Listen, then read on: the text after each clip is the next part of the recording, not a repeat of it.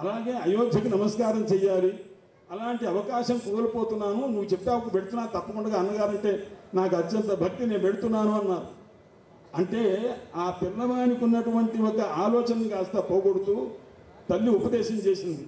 నాయన రామం దశరథం విద్ధి, రామచంద్రమూర్తినే దశరథ మహారాజు అనుకో.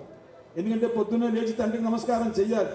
నమస్కారం చేయడానికి తండ్రి ఉన్నాడు కానీ వనంలో వెళ్ళిపోతున్నావు అన్నగారితోటి, అప్పుడు లేడు కదా అని అనుకుంటావేమో. రామం దశరథం విద్ధి, రామచంద్రమూర్తిని దశరథ మహారాజు అనుకో. మాం విద్ధి జనకాత్మజాం, నన్ను జనకాత్మజాం జనక మహారాజు కూతుర్ని కాస్త తల్లి అని అనుకో. అంటే సుమిత్ర నన్ను నాకు నమస్కారం చేసుకో.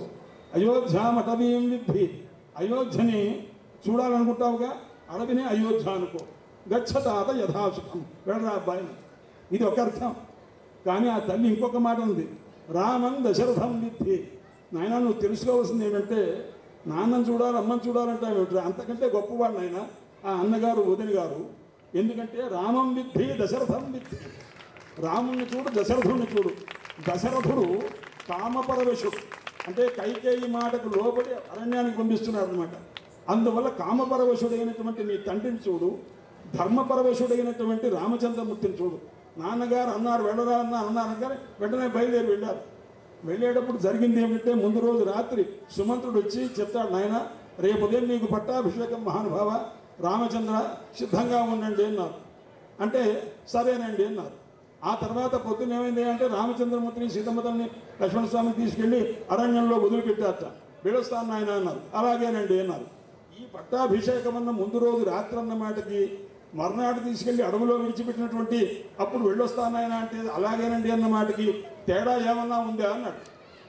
ప్రపంచంలో ఎక్కడ ఎవ్వడు అలా ఉండనే లేడు, ఒక్క రామచంద్రమూర్తి మాత్రమే చేస్తారన్నమాట. ఆహూతస్య అభిషేకాయ విసృష్టస్య వనాయచ నమయా లక్షితస్తస్య స్వల్పోప్యాకార విభ్రమ స్వల్పోభి.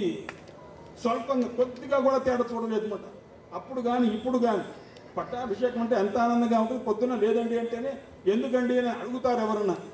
ఎటువంటి వాళ్ళు అవతార పురుషుడైనా అడగవలసిందే. కానీ రామచంద్రమూర్తి దాని గురించినటువంటి ఆలోచన లేదన్నమాట. అలాగేనండి ఇలాగేనండి కీలు స్వరంలో కానీ మాటల్లో ఏదైనా వైలక్షణ్యం ఉందా ఉచ్చారణలో ఉన్నారు లేదయ్యా. ఎవరు చెప్పారు ఈ మాట? దశరథ మహారాజు యొక్క మంత్రి సుమంత్రుడు చెప్పాడు అన్నమాట. ఆ సుమంత్రుడు చెప్పినటువంటి మాట నమయ లక్షితస్తస్య స్వల్పోపి, కొద్దిగా కూడా అభిరుచి వైచిత్ర్యే అనమాట, ఆశ్చర్యం అనమాట. నేను గ్రహించలేకపోయానయ్యా అన్నాడు ఆయన. ఆ సుమంత్రుడు అనేవాడు సామాన్యమైనటువంటి గొప్ప వ్యక్తి కాదండి, దశరథ మహారాజు కంటే కూడా గొప్ప వ్యక్తి అనమాట. అలా చూచారు ఆయన మహారాజు. అందుచేత నమయా లక్షితస్తస్య స్వల్పోప్యాకార విభ్రమ. అందుచేత రామం దశరథం విద్ధి, నాయన మీ తండ్రి గారి కంటే రామచంద్రమూర్తి నీకు అవసరం, వెళ్ళు. మా విద్ధి జనకాత్మజాన్, నేనేమవుతాను రా అబ్బాయి, నేను ఏదో ఒక ఇంట్లో పుట్టింట్లో ఉన్నటువంటి ఒక స్త్రీలాగానే ఉంటాను, తర్వాత జరిగేటువంటి విషయం నీకు అర్థం కాదు, వెళ్ళు. అయోధ్యామటవీం విద్ధి, ఎత్ర రామ తత్ర అయోధ్య. రాముడు ఉన్నది అయోధ్య, అయోధ్యలో రాముడు ఉంటాడు అనుకోవద్దు. తూర్పు దిక్కులో సూర్యుడు ఉంటాడు అనుకోవద్దు. సూర్యుడు ఉన్న దిక్కులకు తూర్పు అని పేరు తప్ప నహి తరణి రుదీతే దిక్పరాధీన వృత్తి. సూర్యుడు పొద్దున్నే లేచి నా తూర్పు ఎక్కడుంది అని వెతుక్కుంటూ ఆయన అక్కడ ఉదయించడు. ఆయన ఉదయించిన దిక్కునకే తూర్పు అని పేరు అనమాట. అలాగే రామచంద్రమూర్తి ఉన్నదే అయోధ్య. అయోధ్య అంటే అర్థం ఏమిటిన్నారు? ఆ అంటే విష్ణుమూర్తి, యా అంటే బ్రహ్మదేవుడు, ఊ అంటే పరమేశ్వరుడు. ఈ ముగ్గురు కూడా ధ్యానం చేస్తుంటారట దేన్ని? అయోధ్యాన్ని, అయోధ్య నగరాన్ని, ముక్తి క్షేత్రాన్ని. అయోభి బ్రహ్మ విష్ణు మహేశై ధ్యాయతయిత్యయోధ్య అన్నమాట. అటువంటి అందువల్ల అది వైకుంఠమే సాక్షాత్తు అయోధ్యగా అవతరించింది. ఇప్పుడు చెప్పున్నారు, ఇంతకు ముందన్నారు సాక్షాత్ వేద ప్రాచేత సాదాసీత్. వైకుంఠం నుంచి శ్రీ మహావిష్ణువు రామచంద్రమూర్తిగా అవతరించడానికి వస్తుంటే వేదాలు అన్నది, అయ్యా మేమేం చెయ్యాలి అన్నారు. మీరేం చేస్తారు? ఇక్కడ ఉండండి అన్నారు. లేదు, మీరు ఎక్కడుంటే మేము అక్కడ ఉంటామండి అన్నారు. అయితే నేను ఈసారి మానవ రూపంతో అయోధ్యలో నేను అవతరిస్తున్నాను అన్నారు.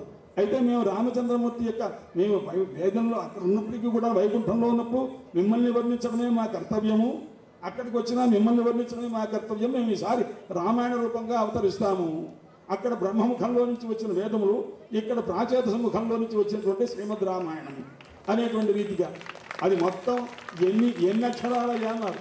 అయ్యా 100 కోట్ల శ్లోకములండి, శతకోటి ప్రవిస్తరం అన్నారు. 100 కోట్ల రామాయణం మనకెంత మిగిలింది? శ్రీమద్ రామాయణం 24,000 శ్లోకములు, యోగ వాసిష్టం 32,000 శ్లోకములు, ఆనంద రామాయణం 12,200 శ్లోకములు.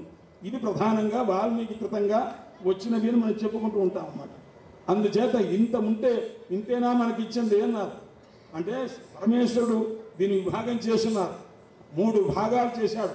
ఊర్ధ్వలోకం, అధోలోకం, మధ్యలోకం అని చెప్పి భాగం చేసి మొత్తం 100 కోట్ల శ్లోకాన్ని పరమేశ్వరుడు విభాగం చేస్తున్నట్ట. అయ్యా పెద్దవారు ముందు మీ తాంబూలం మీరు తీసుకోండి, మీరు ఎంత తీసుకుంటారో తీసుకొని మిగతాది పంచండి అన్నారు. అంత పరిస్థితి ఏం లేదు అయినా నేను నిదానంగా చివరిలో తీసుకుంటానులే అని మహానుభావుడు అందరికీ పెంచాడు.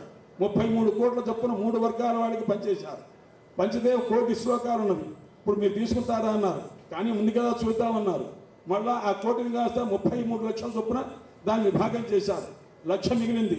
33,000 చొప్పున విభాగం చేశారు. 1000 మిగిలింది. 333 చొప్పున విభాగం చేశారు. అప్పుడేంది? 1 మిగిలింది. 1 శ్లోకం మిగిలింది. అప్పుడు ఇంత విభాగం చేస్తుంటే ఈ శ్లోకంలో కూడా ఎన్ని అక్షరాలు ఉన్నాయో చూడండి అన్నారు. 32 అక్షరాలు ఉన్నవండి అన్నారు. 32 అక్షరాలు అయితే దాన్ని కూడా 3 భాగాలు చేయండి అన్నారు. 30 చేశారు. ఈ 2ని 3 ఎలా చేస్తారు? చెయ్యరు. అప్పుడు అన్నారు పరమేశ్వరుడు, మరి ఆ 2 అక్షరాలు నాకు వదిలేసేయండి అన్నారు. సరే తీసుకోండి అన్నారు అనమాట. అది ఏమిటయ్యా అంటే రామనామం అనమాట. ఆ రామ అనే నామమే పరమేశ్వరుడు తీసుకొని కాశీ క్షేత్రంలో ఉండి అందరికీ కూడాను ఆ దక్షిణ కర్మం మీద ఉపదేశం చేస్తుంటారు అని అంటారు. అయితే ఈ 100 కోట్ల శ్లోకాల్లో మొదటి శ్లోకం తాలూకు మొదటి పదం ఏది అన్నమాట. అంటే శ్రీ శబ్దంతో ప్రారంభమైంది. చిట్ట చివరి పదం ఏది అన్నారు. రామ అనేది చిట్ట చివరి పదం. సంబోధనతో తవ నామ స్మరామి రామ అని చివరిలో ఉంటుందట. అంటే ఆ చిట్ట చివరి పదము రామ అనే సంబోధన అయితే, మొట్టమొదటి పదము శ్రీ అయితే, ఆ శ్రీ ఈ రామ కలిపితే 100 కోట్ల శ్లోకాల్లో మొదటి శ్లోకంలోని మొదటి పదము శ్రీ, చిట్ట చివరి పదం ఏది అంటే రామ. అయితే మొట్టమొదటి పదం ఏది? సీతమ్మ తల్లి యొక్క పేరుతో ఉందన్నమాట. శ్రీ రామ అంటే 100 కోట్ల శ్లోకాల్లో ఉన్న ఆద్యంత పదముల యొక్క సమాహారం అనేటటువంటిది ఉంటుంది అని అంటారు. అందుకోసం మనం శ్రీరామ శ్రీరామ అని ఎందుకు అనుకుంటామంటే, శ్రీరామ రాయరా మొదలుపెట్టి శ్రీరామ అని మొదలుపెట్టరా అంటే దానికి ఎన్ని అర్థాలు ఉన్నామండి.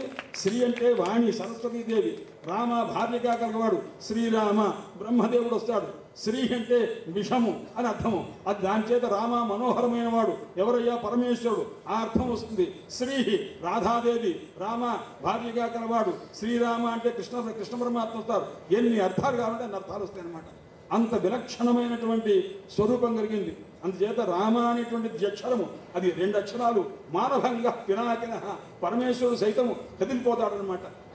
అప్పుడు రామచంద్రమూర్తి అంటే ఎంత భయమో అక్కడ రకారాది అని నామాని సున్నత అని చెప్పి అన్నారు.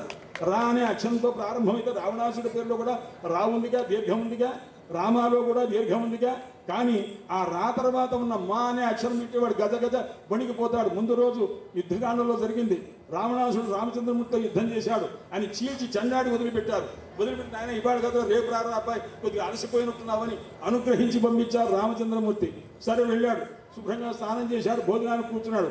భోజనానికి కూర్చుంటే మందోదరి పాపం చాలా కష్టపడి వచ్చాడైనా అని చెప్పి ఆయన కొద్దిగా ఇంగు వేస్తానండి అన్నదనమాట. సంస్కృతంలో ఇంగుని ఏమంటారంటే రామఠ అంటారనమాట. ఈ మాట వడ్డిస్తూ వడ్డిస్తూ రామఠం వేసుకుంటుంది. వాడికి అఠా అనగానే స్తంభన బీజం భయపడిపోయాడు, గజగజ వణికిపోయాడు. రామఠాలో రామ అనే 2 అక్షరాలు వినంగానే భయపడి ఆ తర్వాత ఠ అనే మాట అనేసరికి ఈ 3 అక్షరాలు కలిపి ఇంగు వేస్తున్నానండి అన్నదనమాట. ఆ అనగానే వాడికి ఆ రోజు గుండె సగం ఆగిపోయిందనమాట. మర్నాడు పోయాడు అనమాట. అందుచేత రామశబ్దంలో ఉన్నటువంటి 2 అక్షరాలు వింటుంటేనే వాడి యొక్క పరిస్థితి. రా అంటే రాక్షసానాం మరణం ఏన సహా రామ. రా అంటే రాక్షసుల యొక్క మరణము ఎవరి వల్ల కలుగుతుందో ఆయన రామచంద్రమూర్తి అనమాట. అట్టి మహానుభావం యొక్క చరిత్ర అంటే ఏమిటి కూడా మనం చెప్పుకున్నది, వారు చెప్పింది మనం విన్నది, ఇదంతా ఏమిటయ్యా అన్నారు. అంటే వేదంతాలకు అర్థమే మనం చెప్పుకున్నాం తప్ప, వేదంతాలకు అర్థమే మనం విన్నాం తప్ప, వేదార్థముల కంటే భిన్నమైన ఒక అక్షర లేశం కానీ అర్థలేశం కానీ ఇక్కడ మనం వినలేదు. అంటే దాన్ని ఎంత గొప్పగా ఆ దివ్యమైనటువంటి ఆ తత్వాన్ని ఒక కథారూపంగా మన హృదయంలో ఆవిష్కరించారో అది భక్తి చేత, యుక్తి చేత, వ్యుత్పత్తి చేత శ్రీమద్ రామాయణం తెలుసుకుంటారు. అలా బాగా తెలుసుకున్నటువంటి వాళ్ళు అతి సులభంగా అందరికీ అర్థమయ్యేట్టుగా వీరిలాగా చెప్తుంటారు. అటువంటి ఒక మంచి ప్రసంగం ఇదంతా కూడాను చెప్పిన వీరి గొప్పతనమని గాను లేకపోతే చెప్పించిన వారి గొప్పతనమనో మనం చెప్పక్కర్లా. లోపల అంతర్యామి ఉన్నాడు. ఇది ఏ ప్రదేశం అయ్యా అన్నాడు. సీతారామాంజనేయ స్వామి వారి దేవస్థానం. ఇంతమంది ఉన్నప్పుడు రామకథ చెప్పకుండా ఇంకో కథ చెప్పుకుంటే ముందు ఆయన ఒప్పుకుంటారు, రేపు చెప్పుకో కావాలంటే ఇంకేదన్నా. కానీ ఇక్కడ ఉన్నప్పుడు నా క్షేత్రంలో ఉండి నా దేవాలయంలో ఉండి నా కథ కాకుండా వేదంగా తాలూకు అర్థం వేరొక రకంగా చెప్తావా అని అక్కడ శాసించారు ఎవరు, ఆంజనేయ స్వామి వారి మాట. అందుచేత ఆయన చేత నియుక్తులమై మనం ఈ రకంగా చెప్పుకోగలిగడం జరిగింది. ఇటువంటి అవకాశం నాకు కూడా ఒక 5 నిమిషాలు మాట్లాడమని అన్నారు. కొద్దిగా నేను అతిక్రమిస్తుంటాను, కానీ ఆయన మాత్రం జాగ్రత్తగా చెప్పారు. మా భూత్కాలస్య పర్యయ అని వాల్మీకి మహర్షి అంటారు, నాయన కాలాతిక్రమణం చేయవద్దు, టైం ప్రకారం జాగ్రత్తగా కాలక్షేపం చేయండి రా అని అంటుంటారు అన్నమాట. అందుచేత ఈ మాత్రం చెప్పి విరమిస్తున్నా. హరయే నమః. స్వస్తి.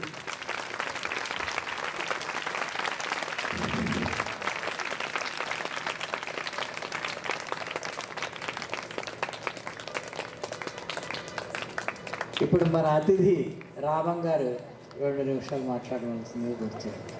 ఇలా అన్న 2 నిమిషాలని